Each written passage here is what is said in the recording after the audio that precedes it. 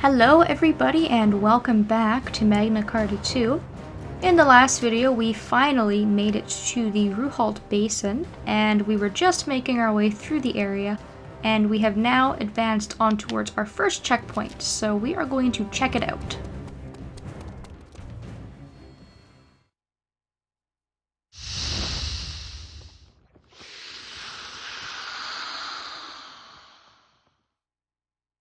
So at the first checkpoint we have a bit of a mini-boss here by the name of Lecas, extrememely similar in both appearance and name to Vecus, the mini-boss that we had fought back in Dune and Hill, I do believe.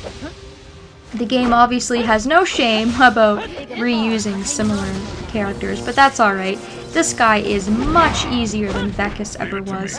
You don't have to worry about poison with this guy. All you have to worry about is paralysis. And as I had explained in the last video, I've already taken the necessary steps to protect all of my current characters I have on the field against the paralysis status effect. So I really have nothing to worry about.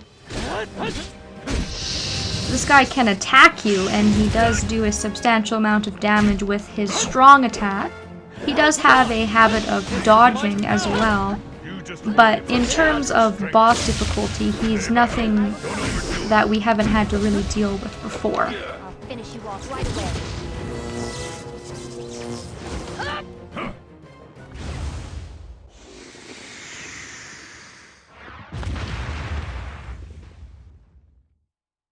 And for defeating him, we will get a Mandarin, which is a weapon for Celestine, and a Control Kamond.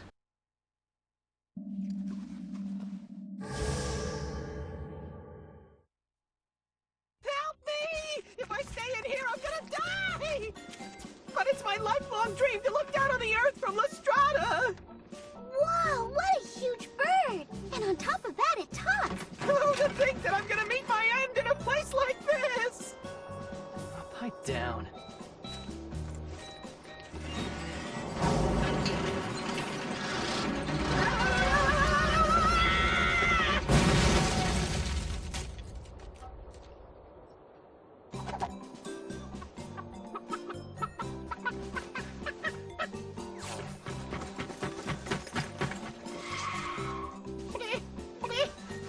Am I still alive? Oh boy, I've finally been freed!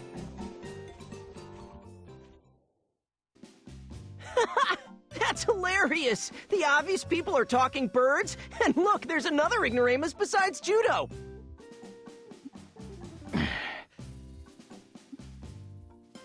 Come to think of it, there was a traveling merchant in Kotamare who was a bird. He's not a bird. He's an Avis. They're an optimistic race that are shaped like birds. Yes, that's it exactly! I'm an Avis! You're soldiers of the Southern Forces, yes? I'm saved! Locked up in that cage, I'd given up hope, thinking, is this how my fleeting life will end? What were you doing locked in there, anyway? You aren't a Northern Forces spy, are you? No, perish the thought. I was a prisoner of the Northern Forces. I was just trying to conduct research on the La Strada, that's all. But all of a sudden, I was accused of being a rebel, and I was arrested! La Strada? Why are you researching something like that? Why else? To go to La Strada, of course! My investigations tell me there ought to be a means by which one can go from the ground up to La Strada as it floats in the sky! And what will you do when you get there? I won't do anything at all! Going to La Strada is my dream! Isn't it awesome? I'll make history as someone who set foot in unknown territory, a feat no one achieved before! Something tells me that we'll never understand each other. We are in the middle of a vital mission at the moment. Go to the rear and wait. Sure. Thank you so very much. I owe you fellows my life. What the heck is he saying? He talks so fast I can barely understand him. Alright, so ladies and gentlemen, meet Igton. Igton is the Avis who has actually been sending us a bunch of letters. We have heard his name, but we have never seen him before. Anytime you get a piece of mail that's marked with a yellow icon, it's usually general information about the lore of the game, so to speak. And at the bottom, you can actually see that they are all from Igton. So I'm not really sure if he works for the Southern Forces or if he's an independent person who has some sort of contract with them. I really don't know what the deal is, but either way, we actually get to meet this guy, which is kind of cool. But he's not going to be with us for very long, which can be good or bad, depending on how you look at it. He's pretty obnoxious of a character. But he is actually going to help us in battle. Argo told him to go to the rear, and not only is he going to go to the rear, he is going to help us attack. So you kind of get a free party member that you don't have to worry about because he's indestructible, he'll never die. And he's just gonna kind of tag along as a bit of a support character. And he does serve a greater purpose, which we are going to find out when we get to leaving the area. But unfortunately, we have quite a ways before we're going to be able to do that. Another thing that I keep forgetting to mention is that there is a lot of very interesting personal cube mail coming in as of recently, and I always forget to read the cube mail to you guys or point it out just because it never really crosses my mind. But there is a lot of interesting sort of character development stuff, a lot of conversations going on between the characters. For example, there is one that I could show you that was from Argo to Celestine, and we ran into the Blackhorn Trewa a little while ago, and we also have been running into people that Argo knows periodically. So if you wanted to read this little piece of cube mail here, it will tell you a little bit of the history about his tribe, the Blue Moon Trewa, fighting against the Blackhorn Trewa. And not only does it tell you a little bit about the history, but it's also kind of forming that relationship between Argo and Celestine a little bit more, so that's sort of nice to see. So if you ever need a little bit of reading material, or you just want to take a break from all the fighting, then that's definitely an option. Ruhalt has moved, and if we speak to him before advancing on, he's going to tell us a little bit about the healing wizards. During combat, defeat the wizards first and the war situation will turn to your advantage. So we're going to be running into those healing wizards from this point on, and another important thing I want to point out is that the supply soldier doesn't move when we take over this pillar, which is sort of odd because normally the supplier will move as the forces move, but in this case he hasn't. So if you do need to get supplies or you didn't have enough money before, but now you've made a lot of money, I would definitely suggest going back to get some supplies because we're not going to be able to have access to a store in quite some time, and pillars in this area are very, very far and in between. Anyways, I have said my bit. That's about all I wanted to say before we actually get a chance to sort of move on here. I'm just going to scour the area for chests. And I don't think that we've missed out on anything so far, which is good. I'm happy with my party. I'm going to keep this party that I have now. And we're going to have Igton tag along with us. And Judo has also lowered the bridge, which allows us to move on. I'm gonna have to get Rue to defuse a couple of bombs here. And there is a chest hiding in this little corner, very cleverly hidden. And even though this area is very dull, it's sort of nice to see that at least they've made a little bit of effort to put some grass in the area. Celestine mentioned reeds, but I didn't really notice reeds in the area. It's not exactly a swamp or anything like that. But it is nice to see a little bit of grass. Of course, we're still kind of sticking to that washed out sort of color scheme. But it makes you feel like you're in less of a war zone when you got a little bit of color and a little bit of foliage around. When you pass the bridge, not only will you be seeing the healing wizards, but we are going to be running into Trewa. Although now that I think about it, I don't remember if we were running into Trewa before. But either way, we are going to be running into Dark Trewa. So again, these are Black Moon Trewa that have allied with Shuenzite.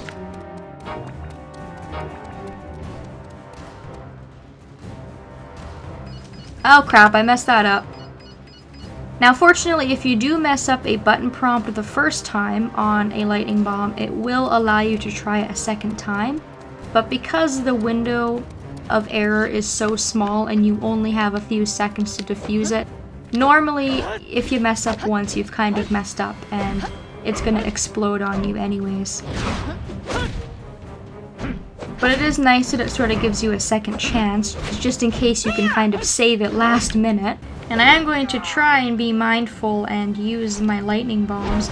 I often forget that I have them, and if I do throw them, the couple of times that we have used them so far, I've missed. But I mean, we went through an awful lot of work before we left for Ruhalt Basin to get those lightning bombs working and to get them together. And Firewine, that traitor, had made us a bunch to use, so I will try and use them because they really don't serve a whole lot of purpose after we leave the basin. And as you can see here, Igton's helping us out. You can hear his little battle cries as he helps us out. He's got sort of like a cannon. It's a really interesting sort of weapon, not something that we're used to seeing for sure. But he kind of hangs out in the back. He definitely keeps his distance. And like I said, he's indestructible. He can't die or anything like that. But I don't actually know how much help he really is. But any help is good help. The bombs don't have a lot of radius unless you're standing right on top of them, I find. So even if I do huck a lightning bomb and I'm able to defuse the mine, unless I'm baiting the enemies to come towards me and I time it just right, I don't find that they give me much of an advantage to actually causing damage to these enemies, which is kind of a shame. Just because I think that it would help the battle go by a little bit faster. And because I am doing so much fighting, it's taking up a lot of video time. I do have Rue equipped with her best weapon, but I've kept regular weapons on Argo and Judo just to kind of level the playing field a little bit. It looks like there's some chests in this area, so I'm going to try and not screw this up this time, defuse these bombs, and just take a quick look around. Lots of Northern Forces tents in the area, just like we were seeing in Old Fox Canyon. I imagine that they've probably been here for quite some time, just like how they had occupied Old Fox Canyon for quite a while, and so that's why the Southern Forces were so desperate to push them out of there. And I do believe that this area is getting near to the capital city, near the castle, I guess, where the Queen would have lived. So I'm guessing that's why it's so heavily influenced by Northern Forces soldiers.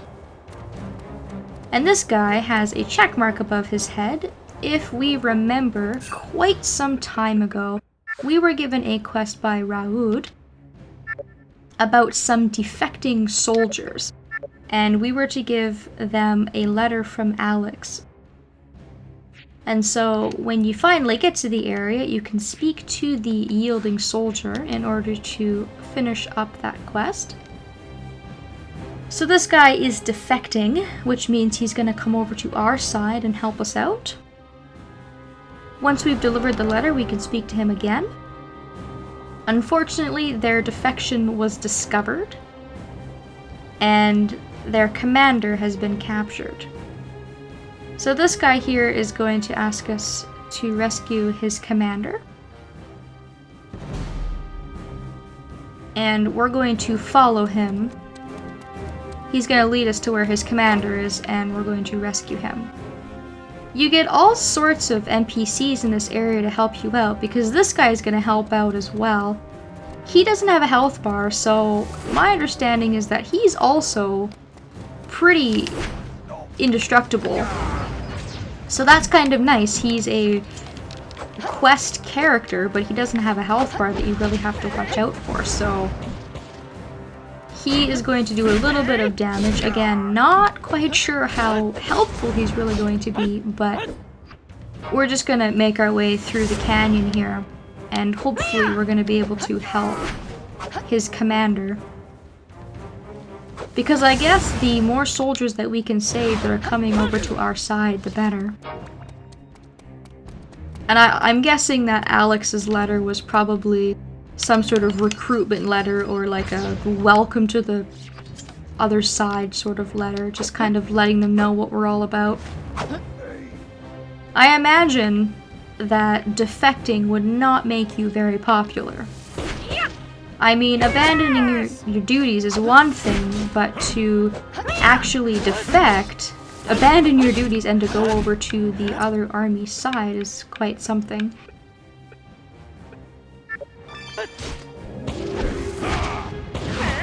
And the camp where his commander is being held is really not that far away, so we won't really have to babysit this guy for a terribly long period of time.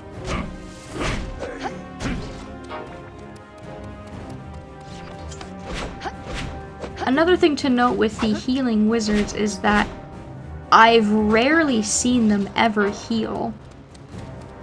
You might be inclined to defeat them before you defeat the other soldiers or the other trailer or whatever, but I find that they mostly just stand around, to be honest. And they're so incredibly weak. Unless they're casting a spell to heal, I don't even think that they can attack you with their staff. So it's kind of nice because they're mostly just acting as a sort of fodder for us to farm a little bit of experience and gold off of. And as you can see here, the commander is tied up behind this little enemy group here, so as soon as we defeat these guys and polish them off, we can untie this commander and see what's up. We can finish this quest off. Alright, so let's untie this guy. His name is Mad Mac. And it looks like he was maybe even a general for the army? I don't really know. He's got quite the getup, if I do say so myself. I am in your debt. You definitely saved my life. Ah, the famous counter-sentinel unit. You acquitted yourselves well in battle. Now let's go. The first order of business is to steer the battle of Ruhalt towards our victory. We will assist you to the best of our ability. So we get some pretty good rewards for that, and a nice little chunk of experience. And the commander is also going to come with us at this point and help us out. So we now have a total of 3 additional party members that we wouldn't normally have to help us out. So we've got a little bit of a party going on. The counter-sentinel unit's a pretty small, quiet unit, but it looks like we've got all sorts of allies, which is nice. Especially considering the incredible number of soldiers. I mean, this area is absolutely packed with soldiers. We've been doing nothing but fighting since we've gotten here. But we are almost near the end. We are very close to reaching our second checkpoint, so to speak. Another agility command in that chest there. I'm gonna try and lure these guys out so I don't trigger that bomb. And we can also see another barrier in the background. When we went and spoke to the fire spirit, he told us about the other remaining seals that we need to go and collect, and one of them was in Ruhalt Basin, and it looks like that's the one over there. So when we come back to this area later, we're going to need to remember where that is so that we can return. Unfortunately, right now, we're not able to really do anything to get that third seal. The fire spirit told us where to go, but he didn't give us any sort of item that's going to allow us to get in to take the challenge or anything like that. So we're going to have to gather some more clues about that at a later date. If you do try to walk up to it, it will tell you that you can't go through. Which is sort of a bummer. It would have been kind of nice to take a little detour from all this fighting and focus a little bit more on those seals while we're here, but in RPG fashion, we're gonna have to backtrack. Because this game loves making you backtrack. Let's take a look at the map and see where we are. We're awfully close to getting to where we need to go. The unfortunate thing is that we've had to take the long way around, and that's why it's taken us so long to get here. The northern forces really closed up all of the entrances. It really made it more difficult for us. As a matter of fact, I don't actually notice a lot of other troops in the area. When we were at Old Fox Canyon, they had loaded the canyon up with a mix of southern and northern forces, but I have not seen a single Southern Forces soldier except for Malakia. So that's kind of weird. I guess because they give you all these other sort of NPCs to follow you around, they didn't bother loading the place up with soldiers, but it would have been sort of nice just to keep up with story consistency. But of course, it's been a little while since we've gotten the mission to come here, so it may have been that we were supposed to kind of do a little bit of a mission in this area on our own. I'm just kind of wondering where the heck the rest of the army is. And once we get to this point, the commander is no longer going to follow us. He's going to stay here and do whatever, I guess. Just go back to the checkpoint or scout, make sure that everything is going to go well. But this is pretty much the end of the road. As soon as we take care of these couple of enemy groups, we're going to be able to advance on to the second checkpoint, where we will be fighting another boss. And all things considered, I think I've done pretty well. I have had a couple of bombs light up in my face. I've only had to use a couple of the healing items that I had purchased. So I still have a lot of healing items going into this next battle. If I do need to return and get items, I can, but it's going to be an awfully long way to go. So hopefully by the time you reach the end of this area, you're not too tired and you're still in good spirits, because unfortunately they don't make it convenient to go back and save or to get items or anything like that. And we have come quite a ways. And hopefully along the way you've also gained a few levels. I think everybody in my party has gained at least a level.